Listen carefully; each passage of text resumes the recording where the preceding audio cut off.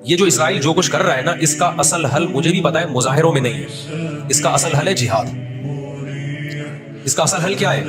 جہاد۔ تو پہلی جو ابھی تک تو ہم نے نا امیدی کی باتیں کی ہیں، مسلمان ممالک شکست کھا کے بیٹھ چکے ہیں، 3 بڑی جنگوں میں شکست ہو چکی ہے، اس کے بعد اب کسی مسلم کنٹری میں اسرائیل پر چڑھائی کی طاقت نہیں۔ ہم کو پتا ہے پیچھے امریکہ بیٹھا ہوا ہے، ہمیں قرآن و سنت اس بارے میں کیا ہدایات ملتی ہیں۔ اللہ کہتا ہے میں نے یہود پہ ذلت کو مسلط کر دیا ہے۔ اس آیت میں اور اس حدیث میں جو میں نے تقاتلون الیہود والی حدیث پڑھی، اس میں مسلمانوں کے لیے خوشخبری ہے کہ اللہ تعالیٰ نے جیسے بنی اسرائیل انتہائی کمزور تھے، فرعون کا ظلم اور بربریت کا شکار تھے، اللہ سورہ قصص میں کہتے ہیں وَنُرِيدُ أَن نَّمُنَّ عَلَى الَّذِينَ اسْتُضْعِفُوا فِي الْأَرْضِ، ہم نے ارادہ کیا کہ زمین میں کمزور ترین لوگوں کو اٹھا کے زمین کا امام بنا دیں گے، طاقتور پہ غالب کر دیں گے۔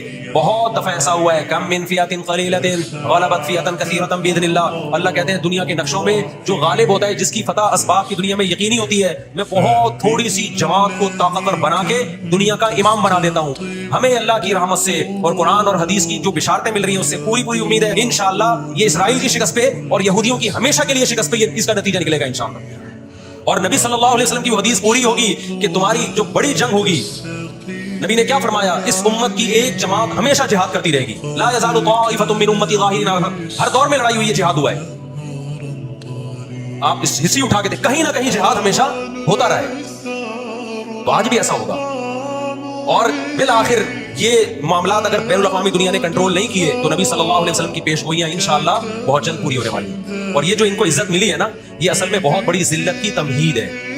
جب کسی کی بہت بڑی بےزتی کرنی ہوتی ہے تو اس کو پہلے بہت زیادہ عزت دینی پڑتی ہے۔ ایران میں بہت زیادہ یہودی ہیں، پتہ ہے آپ کو، اسرائیل کے بعد سب سے زیادہ یہودی ایران میں ہیں، لیکن انہوں نے اپنا نام ایران میں یہود نہیں رجسٹر کروایا، کلیمی رجسٹر کروایا موسیٰ کلیم اللہ کی نسبت سے۔ کیوں؟ ان کو پتا ہے کہ یہود کا لفظ دنیا میں کیا بن چکا ہے؟ گالی۔ شرم آئے گی کسی کو بتاتے ہوئے کہ میں یہودی ہوں، اس لیے ایران میں انہوں نے اپنے آپ کو رجسٹر کس نام سے کروایا ہے؟ کلیمی کہتے ہیں ان کو۔ میں مانتا ہوں سارے یہودی ایسے نہیں ہوتے، میں نے پہلے وضاحت کر دی، ہمیں یہودیوں سے دشمنی نہیں ہے، کیونکہ قرآن جہاں یہودیوں کی برائی بیان کرتا ہے وہاں قرآن یہ بھی کہتا ہے لیسوا سواء، سارے ایک جیسے نہیں ہیں۔ قرآن اعتدال سے بات کرتا ہے، سارے ایک جیسے نہیں ہیں، لیکن جتنا شر اور فساد اس قوم میں ہے قرآن کہتا ہے کہ اتنا دنیا میں کسی اور قوم میں نہیں ہے۔ لَتَجِدَنَّ أَشَدَّ النَّاسِ عَدَاوَةً لِلَّذِينَ آمَنُوا الْيَهُودَ، اللہ کہتے ہیں تو مسلمانوں کا سب سے بڑا دشمن دنیا کی جتنی قومیں ہیں ان میں سب سے بڑا دشمن کس کو پاؤ گے؟ یہود کو پاؤ گے، اس کے بعد مشرکین کو پاؤ گے، اور اسلام کے سب سے زیادہ قریب تم کس کو پاؤ گے؟ نصارہ کو، عیسائیوں کو پاؤ گے۔ تو آپ صلی اللہ علیہ وسلم نے فرمایا کہ تقاتلون الیہود، تمہاری جنگ کس سے ہوگی؟ یہود سے ہوگی۔ دجال کس کا سپورٹر ہوگا؟ بولتے کیوں نہیں؟ ابھی تو دجال آیا نہیں ہے اور آپ نے بولنا چھوڑ دیا ہے، جب آئے گا تو پھر تو اچھوں کی بولتی بند ہو جائے گی۔ کس کا سپورٹر ہوگا وہ؟ ہاں، میں عرض کر رہا تھا کہ ہم جب قرآن پڑھتے تھے ضربت علیہم الذلہ، قرآن کہتے ہیں ہم نے ذلت ان کے اوپر دے ماری ہے، ان فسادوں کی وجہ سے جو یہ کرتے رہے ہیں دنیا میں، ان فسادات کی وجہ سے۔ ہم جب پڑھتے تھے ہم کہتے تھے اللہ آج تو یہودی ذلیل نہیں ہے، اسرائیل کتنا پاورفل ہے کہ گچی کس کی پکڑی ہوئی ہے اس نے؟ امریکہ کی۔ ہندوستان کو گچی سے پکڑا ہوا ہے، تو آج تو بڑی عزت ہے۔ میں نے اپنے استاد سے یہ سوال پوچھا، انہوں نے بڑا معقول جواب دیا، اور یہ تفسیر کی کتابوں میں بھی لکھا ہے۔ دیکھیں آپ یہودیوں کی ہسٹری اٹھا کے دیکھیں نا، ہمیشہ کوئی نہ کوئی ایسا ان پر مسلط ہوا ہے جنہوں نے ان کی شرارتوں کا مزہ ان کو دنیا میں چکھایا ہے۔ قرآن سے بھی یہ بات ثابت ہے کہ ان کو ان کی شرارتوں کا مزہ، عذاب جو ہے وہ دنیا میں ملتا رہے گا۔ میں بار بار کہتا ہوں ہٹلر نے بھی ان کو عذاب دیا ہے، ہٹلر سے پہلے بھی اسلامی نہیں بلکہ دنیا کی تاریخ میں بہت سے ہٹلر گزر چکے ہیں جنہوں نے ان کی شرارتوں کی ان کو دنیا میں سزا دی ہے۔ ہم پھر بھی بتائیں ہٹلر کے حامی نہیں ہے جو ظلم اس نے کیا، لیکن وہ بھی ان کی شرارتوں سے بیزار تھا۔ قرآن کہہ رہے ہم نے ان پر ذلت کو دے مارا ہے، دنیا میں بہت دفعہ رسوا ہوئے یہ۔ اب کیا ہے؟ یہ آخری ذلت ہے یہودیوں کی۔ آپ کو معلوم ہونا چاہیے جب دنیا میں کسی کو بہت زیادہ ذلیل کیا جاتا ہے نا تو پہلے اس کو عزت دی جاتی ہے۔ کسی کے گلے میں آپ جوتوں کا ہار پہنا دو، یہ بھی ایک ذلت ہے، اور ایک طریقہ یہ 3 پیس سوٹ ٹائی میں آپ اس کو صدارت کی کرسی پہ بٹھائیں اور پھر آپ اس کو جوتوں کا ہار پہنا دیں۔ بتاؤ کون سی بڑی ذلت ہے؟ دوسری ذلت پہلی ذلت سے بڑی ہے۔ پوری دنیا میں مار کھانے کے بعد نا اپنی شرارتوں کی وجہ سے آج اللہ نے ان کو تھوڑی سی حکومت دی ہے۔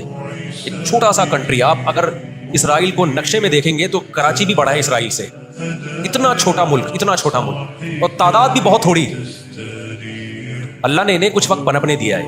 اللہ نے کہا ٹھیک ہے، تم دنیا تمہاری آخری شرارت دیکھ لے، اس کے بعد جو میری طرف سے تم پہ مار پڑنے والی ہے اس کے بعد قیامت تک تم دوبارہ اٹھنے کے قابل نہیں رہو. یہ آخری ذلت کا انتظام ہو رہا ہے یہود کا 18ویں صدی کے شروع میں, 17ویں صدی کے اینڈ میں, سن 1900 کی بات کر رہا ہوں میں, 1901 1902 کی. اس سے بھی کچھ ٹائم پہلے دنیا میں بکھرے ہوئے تھے, دنیا میں کسی کو ان سے دشمنی نہیں, لیکن دنیا میں جہاں بھی گئے کبھی ایسا نہیں ہوا کہ انہوں نے سازشیں ترک نہ کی ہوں.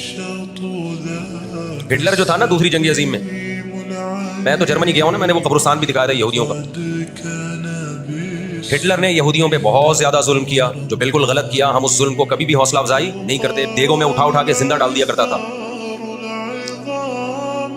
ہم اس عمل میں ہٹلر کی بالکل بھی حوصلہ افزائی نہیں کرتے, اس عمل کو اپریشیٹ نہیں کرتے. لیکن اس نے ایک تاریخی الفاظ کہے تھے, اسے پتا تھا دنیا مجھے برا کہے گی بعد میں, کہ لاکھوں یہودی مار دیے میں نے. اس نے کہا میں چاہتا تھا سب کو قتل کر دیتا, ایک بھی زندہ نہ چھوڑتا, لیکن کچھ میں زندہ چھوڑ کے جا رہا ہوں, تاکہ دنیا جب مجھے یاد کرے گی نا کہ یہودی ظالم تھا, تو دنیا کو پتا چلے گا کہ میں نے ان کو قتل کیوں کیا. کچھ چھوڑ کے جا رہا ہوں, یہ چین سے نہیں بیٹھیں گے, دیکھنا کرتے کیا ہیں یہ. آج ہٹلر زندہ ہوتا, ہٹلر اگر آج زندہ ہوتا, دنیا کہتی کہ تو بندہ ٹھیک نہیں تھا لیکن بات ٹھیک کر کے گیا ہے. ان کے اندر دو بیماریاں, ایک حسد کہ فلاں کو نعمت کیوں مل رہی ہے, اور ایک دنیا سے محبت. قرآن کہتا ہے یود احدہم لو یعمر الف سنہ, ان میں سے ہر شخص چاہتا ہے کہ کم سے کم اس کی عمر کتنی ہونی چاہیے, 1000 سال. اور مسلمان دنیا سے محبت نہیں کرتا. تو آپ بتاؤ, دو ایسی قوموں کا مقابلہ ہو کہ ایک زندہ رہنے کے لیے لڑ رہی ہو اور ایک موت کے لیے لڑ رہی ہو, تو فتح کس کو ملے گی؟ جو موت کے لیے لڑتا ہے. اب بھی دنیا کو اگر ہوش نہیں آتا اور کفر کی حقیقت سمجھ میں نہیں آتی ہے, ہمارے لبرل اور سیکولر طبقے کو جو صبح و شام ان کے گن گاتے ہیں, تو پھر آپ کو اس کا اللہ کے سامنے حساب دینا پڑے گا. جہاں مسلمان کا خون بہے گا دنیا منہ پہ ٹیپ لگا لیتی ہے, جہاں کوئی ایک غیر مسلم, ہماری نظر میں مسلمان کا خون بہے یا غیر مسلم کا, ہم فرق نہیں کرتے, کسی پہ بھی ظلموں کا ہم آواز اٹھائیں گے. لیکن دنیا یہ فرق کرتی ہے, لیبل یہ لگاتی ہے کہ انسانیت پہلے مذہب بعد میں, لیکن ان کا ایٹیٹیوڈ بتاتا ہے کہ ان کی نظر میں مذہب پہلے ہے, انسانیت بعد میں ہے. دنیا میں سب سے سستا خون مسلمان کا ہو گیا ہے. آج دنیا میں بہت سے لوگ کہتے ہیں یہ عرب کنٹریز کیوں نہیں کر رہے. بھائی عرب ممالک 3 بڑی جنگیں لڑ چکے ہیں. یہ جو لوگ الزام لگاتے ہیں نا کہ عرب چپ کر کے بیٹھے ہوئے ہیں, مصر کیوں نہیں کر رہا. مصر کی سرحد ملتی ہے اسرائیل سے, شام کی سرحد ملتی ہے, اردن اور لبنان کی سرحد ملتی ہے. یہ سارے ملک 3 بڑی جنگیں لڑ چکے ہیں اسرائیل کے خلاف, لیکن فتح کس کو ہوئی ہے؟ اسرائیل. کیوں؟ اس کے پیچھے کون تھا؟ اس کے پیچھے امریکہ تھا. تو آپ اپنے ملکوں کو برا بلا کہہ کے اس سے کچھ بھی حاصل ہونے والا نہیں ہے, اس سے ان کا وجود بھی ختم ہو جائے گا. 3 بڑی جنگیں ہو چکی ہیں, تمام عرب کنٹریز مل کے اسرائیل پہ حملہ کرتے ہیں, لیکن اس کے نتیجے میں نقصان کیا ہوا؟ یونائٹڈ نیشن نے جو لکیر کھینچی تھی نا یہودیوں کے لیے, یہودی اس لکیر کو کراس کر کے آگے بڑھ گیا, اور 80% فلسطین پہ یہودی نے قبضہ کر لیا. اور یہ غزہ کی پٹی جو آج ہے, اور جس کو ویسٹ بینک کہا جاتا ہے, اس غزہ کی پٹی پہ مصر کا قبضہ ہو گیا جو ایسٹ میں ہے, اور ویسٹ بینک پہ اردن کا قبضہ ہو گیا. 20% علاقہ میں سے آدھا اردن کے پاس اور آدھا آدھے سے کچھ کم مصر کے پاس چلا گیا. باقی 80% کس کے پاس آ گیا؟ اسرائیل کے پاس. یہ میں ان لوگوں کو بتا رہا ہوں جو ہر وقت اسلامی حکومتیں جو رہی صحیح رہ گئی ہیں نا, ہر وقت ان کو برا بلا کہتے رہتے ہیں یہ کچھ نہیں کر رہے, یار کچھ نہیں کر رہے. 3 جنگیں لڑ چکے ہیں. جب تک تمہارا باپ پیچھے کھڑا ہوا ہے نا امریکہ, اس وقت تک یہ مسئلہ حل نہیں ہو سکتا. عراق میں جو بھوک سے بچوں کو مارا ہے وہ کس نے مارا ہے؟ مسلمانوں نے مارا ہے یا ان 27 اتحادیوں نے مارا ہے؟ وہ عراق اب تک اپنے پاؤں پہ کھڑا نہیں ہو پایا ہے.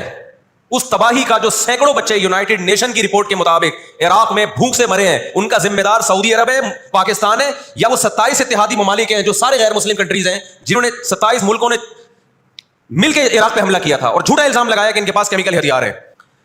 تو آج بھی رشیا, چائنا وہ اسرائیل کے حق میں نہیں ہے. عین ممکن ہے اللہ مظلوموں کی آواز سے ایسے حالات پیدا کر دے کہ اس جنگ میں براہ راست کون کود پڑے؟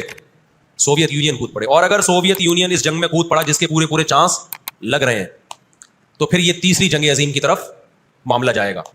اور پھر دنیا میں جو تباہی ہوگی نا, تباہی ہوگی وہ میرے اور آپ کے تصور سے بھی زیادہ ہے. کیونکہ اب تلواروں سے یا صرف ہوائی جہازوں سے جنگ نہیں ہوتی, اب سب کے پاس نیوکلیئر ہتھیار ہیں, اب ایٹم بم چلیں گے. آج اگر دنیا انسانیت پہ رحم کھانا چاہتی ہے, آج اگر امریکہ, برطانیہ, جرمنی, فرانس جو دنیا کے لیڈر کہلائے جاتے ہیں, آج اگر یہ چاہتے ہیں کہ انسانیت کو تباہی سے بچائیں, ان کو کس کا ہاتھ روکنا ہے؟ جو اصل ظالم ہے نا یہودی, اس کا ہاتھ روکنا ہے. تو آج اگر یہ اسرائیل کا ہاتھ زبردستی روک لیتے ہیں تو دنیا بڑی تباہی سے بچ جائے گی. اور اگر یہ دنیا اسرائیل کا ہاتھ نہیں روکتی اور اس جنگ کو بند کرنے کی کوشش نہیں کرتی, تو بھائی جو تیسری جنگ کی طرف معاملات جا رہے ہیں اس کے ذمہ دار یہ لوگ ہوں گے جو دنیا میں تہذیب کے ٹھیکیدار ہیں. مجھے اکثر ایک بات یاد آتی ہے جو میں اکثر اپنے بیانات میں بھی کہتا رہتا ہوں کہ اللہ تعالیٰ نے جو قیامت بنائی ہے نا آخرت، بہت سے لوگ قیامت کے منکر ہیں نا، وہ کہتے ہیں مر کے مٹی ہو کے ختم ہو جاتے ہیں. سوال پیدا ہوتا ہے کہ دنیا میں اتنا کچھ غلط ہو رہا ہے کہ اگر اللہ نے انسانوں کو مار کے مٹی کر کے ختم کرنا تھا اور حساب و کتاب کا کوئی دن نہیں ہے، پھر معاذ اللہ، اللہ سے بڑا دنیا میں کوئی ظالم نہیں ہے. پھر سب سے بڑا الزام اس خدا پہ ہے جس نے اس کائنات کو بنایا کہ اللہ دنیا میں مظلوموں کو پوچھنے والا کوئی نہیں ہے، تو آخرت میں بھی اگر حساب نہیں ہے تو پھر اللہ میں اور آج کی بڑی طاقتوں میں ظالم حکمرانوں میں فرق کیا ہو گیا؟ بتاؤ دنیا میں پورا حساب ہوتا ہے کیا؟ بولو بھائی، ہوتا ہے کیا دنیا میں پورا حساب؟ تو ہم اللہ سے دعا کرتے ہیں کہ اے اللہ ہمارے ان مظلوم بھائیوں کی مدد فرما، اور جو بھی ظالم ہیں ان کو ہدایت دے، جو ہدایت کے قابل نہیں ہے اللہ ان کو تباہ و برباد کرے. علماء نے یہ بھی کہا کہ فجر کی نماز میں جو غاصب یہودی ہیں، اسرائیلی ہیں، ان کے خلاف قنوت نازلہ کا بھی اہتمام کرنا چاہیے. تو اس کا بھی موقع ملے تو قنوت نازلہ پڑھنی چاہیے. قنوت نازلہ نبی صلی اللہ علیہ وسلم کی سنت ہے کہ جب کفر کا ظلم بڑھتا تھا تو آپ صلی اللہ علیہ وسلم فجر میں بد دعا کیا کرتے تھے فجر کی نماز میں ان کے لیے. تو اسلام جہاں دعائیں سکھاتا ہے، ظالموں کے خلاف بد دعائیں بھی سکھاتا ہے. اللہ تعالیٰ سمجھنے کی عمل